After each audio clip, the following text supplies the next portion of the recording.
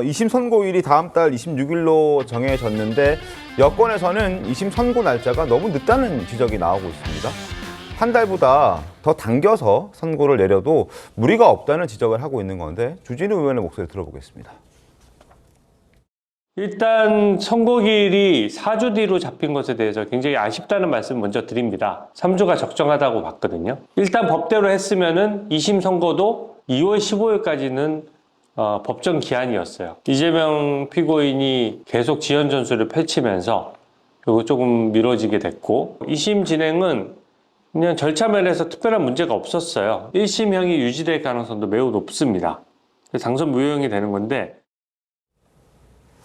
예, 김광석 변호사님, 이 통상적으로 한 달을 주는데 저도 좀 궁금했던 게 왜 3월 26일, 그러니까 한 달에 꽉 채워서 선고 기일을 잡은 거잖아요. 그 부분이 집중심리 하겠다고 해놓고 왜 이렇게 시간을 길게 늘리냐 이런 문제 제기를 하고 있는 것 같아요. 제가 이제 방송에서 여러 번 얘기했는데요. 네. 자, 일반적으로 형사사건에 있어서 결심을 하면 한 달 후에 선고를 합니다. 한 달 후에 선고하는 이유는 여러 가지가 있지만 가장 중요한 것은 그 재판부가 그 사건만 하지 않거든요. 그러면 사건이 많습니다. 그러면 다른 사건도 선고일자를 정해야 할 거 아니에요. 네. 그건 순서대로 가는 거예요.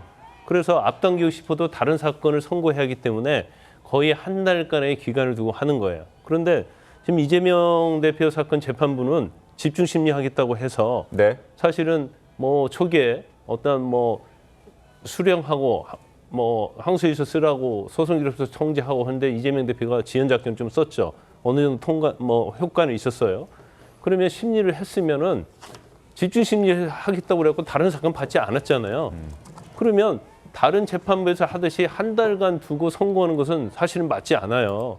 그러면 적어도 제가 볼 때는 뭐 빠르게 선고하면 1주, 2주, 경우 때는 늦어도 한 2주 내에 선고할 가능성이 크다고 제가 예측을 많이 했었는데 네. 결국 그 예측은 틀렸단 말이에요. 그래서 이제까지 쭉 하는 관행대로 뭐 한 달 후에 선고를 했단 말이에요. 그러니까 이거에 대해서 지금 상당히 논란이 좀 있는 거예요. 또 633에 의하면 2월 15일까지 해야 한다는 거 아니에요. 맞습니다. 그럼 왜 2월 15일도 훨씬 지난 상황에서 변론 종결이 됐다고 한다면 되도록이면 시간을 앞당겨서 선고를 해야 하는데 뭐 3명의 어쩌면 부장판사들이 하는 재판부인데 뭐 2주면은 선고하는데 충분히 시간이 있음에도 불구하고 더군다나 다른 사건 배당받지 않았잖아요. 그러면 이 사건 자체는 모든 국민들이 지금 보고 있는 거 아니에요. 이재명 대표를 지지하든 지지하지 않든. 그러면 결론을 빨리 내려줘야죠. 그런데 한 달을 꽉 채워가지고 또 한 달도 일반적으로 보면 이렇게 26일, 25일 딱 채우는 경우는 없고 되게 2, 3일 되게 앞에 오는 경우가 많이 있거든요. 네. 그런데 하루도 안 빠지고 오히려 하루를 뒤로 간 거죠. 딱 30일이죠. 예, 맞습니다. 30일 채우면 25일이 맞아요, 사실은. 네. 근데 26일, 물론 이제 재판부가 재판 있는 요일이 있기 때문에 26일 정했을 거라고 보는데 저 부분에 대해서는 좀 재판부에서 신속히 판결 날짜를 좀 정해야지 했으면 좋았다는 생각이 듭니다. 조경 변호사님, 그러니까 통상적으로 한 달 이내에 선고가 난다 이런 얘기 저희도 많이 들었던 것 같은데 왜 이 3월 26일로 잡은 것 같습니까? 재판부의 전적인 재량 사항이죠. 뭐 선고일 지정까지도 왈가불가할 문제일까요? 그리고 이 사건의 중요도상 그리고 1심이 실제 이례적으로 이 정도의 사안에 대해서 중형을 선고한 사건이고 또 항소심 과정에서 공소장 변경도 있었습니다. 검토할 사안이 여러 가지가 있는 것이고요. 사건의 중요도상 충분한 심리를 거치겠다는 의지일 수도 있고 그 외에 어떤 물리적인 다른 어떤 선고 일정하고 겹친 걸 수도 있고 아마 재판부가 이제 그런 사정을 고려해서 날짜를 재판이 있는 날짜로 지정하다 보니까 26일로 된 거일 거고요. 그 상황에서 항소심 재판부가 뭐 정치적 상황이라든가 이재명 대표의 어떤 정치 일정 또 국민의힘의 정치적 비판 이런 거 고려했을까요? 전혀 그러지 않았을 겁니다. 재판부는 재판부대로 항소심 집중 심리 기일을 통해서 있었던 공소장 변경이라든가 양측의 주장 또 증인신문의 내용 등을 토대로 해서 항소심에서 원심의 재판을 달리 볼 이유가 있는지에 대해서 충분한 심리가 필요한 겁니다. 그 기간이 3월 26일까지였다. 이렇게 보면 될 것 같습니다. 알겠습니다. 자, 2심 선고뿐만 아니라 대법원 선고 역시 많은 관심을 끌고 있죠. 주진우 의원은 또 사법부의 독립성을 위해서라도 일찍 결론 내야 한다라고 얘기를 하고 있습니다. 대법원 선고도 5월 20일 이전에 선고할 수 있다라는 주장을 이어갔는데 그 목소리 들어보고 이야기 이어가겠습니다. 대법원 판결은 한 2개월 정도 걸릴 것이다. 이재명 대표가 끌 수 있는 시간이 있고 법원이 앞당길 수 있는 시간이 있어요. 그래서 한 2개월 이내로 좀 저는 압축해서 재판을 선고해야 된다라고 생각하고요. 사법부 독립을 위해서도 사법부가 명확하게 원칙을 지켰으면 좋겠습니다. 그래서 제 예측대로라면 5월 20일 전후로 선고가 될 가능성이 높아지는 것이죠. 네, 반면 친명계 측의 얘기는 다릅니다. 대법원 판결 빨라도 6월 이후에 나올 거다 이런 주장 내고 있는데요. 이어서 들려드리겠습니다.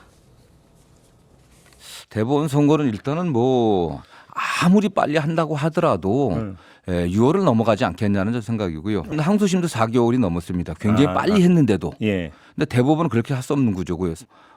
한 2달 정도는 보통 걸립니다. 통상적으로. 절차만 해도? 네, 절차만 해도요. 그리고 전원 재판으로 갈 가능성도 좀 높은 사건이라고 봅니다.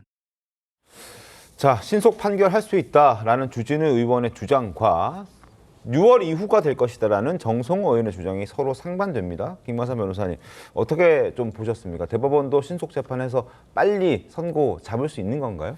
근데 이제 대법원은 재판 기일을 잡지 않아요. 네. 그러니까 심리를 변론기를 정해서 하는 게 아니고 이제 서류만 가지고 보는 거예요. 그러니까 1심서, 2심서 다 나왔지 않습니까? 그러면 이제 그것만 보면 사실은 뭐 시간 걸리지 않습니다. 뭐 오래 걸릴 이유도 없다는 말씀이시네요. 그리고 일반적으로 형사재판에서 지금 이렇게 국민의 관심도랄지 이런 뭐 중요한 사건 아닌 경우에는 네. 일반 국민들이 하는 사건은요. 그 뭐 제출한 지 15일, 20일만 해도 그냥 심리 않고 기각하는 경우가 많아요. 근데 유독 정치인 사건이랄지 이런 것은 막 1, 2년째 끌습니다. 네. 그래서 내가 어떤 얘기를 하냐면 우리나라는 3심제가 아니고 실제로는 2심제라는 얘기를 많이 해요. 왜냐하면 일반 민초들이 제기한 상고 사건은 네. 보지도 않고 다 기각시켜버리거든요. 너무 사건이 많이 있다 보이고 대법관 수는 적기 때문에. 그래서 저는 이제 그 부분에 대해서 계속 지적을 한 바가 있는데 네. 저것도 마찬가지죠. 이제 대법원의 의지라고 보거든요. 그런데 약간 이제 어려운 측면이 뭐가 있냐면 자, 선고를 26일을 합니다. 네. 그래서 이재명 대표의 불리한 결정이 나왔어요. 그러면 그 부분에 대해서 7일 이내에 상고를 해야죠. 네. 근데 아마 이재명 대표는 7일 마지막 날 상고를 할 가능성이 크겠죠. 시간을 끌어야 하니까. 그러면 대법원서 14일 내에 기록을 송부를 합니다. 대법원에. 네. 그럼 대법원서 기록 접수가 됐다고 통보를 보내면서 20일 이내에 상고 이유서를 쓰라고 해요. 네. 그러면 이재명 대표가 그걸 또 지난번처럼 패문부재랄지 뭐 주거 부정 해가지고 또 이걸 한두 번 하면 또 이거 시간이 1, 걸릴 2주 수. 가버리는 거죠. 이재명 대표는 그럴 가능성이 굉장히 농후하다. 그러면 사실은 이재명 대표가 정상적으로 그 절차에 따라서 다 소송 기록서 받고 한다고 해도 한 50일 이상 걸릴 거예요. 그런데 절대 이재명 대표는 그럴 사람이 아니거든요. 그러면 결과적으로 따지면 2달 내, 3달 내에 대법원 판결 나오기는 굉장히 어렵다. 저는 개인적으로 이렇게 판단을 합니다.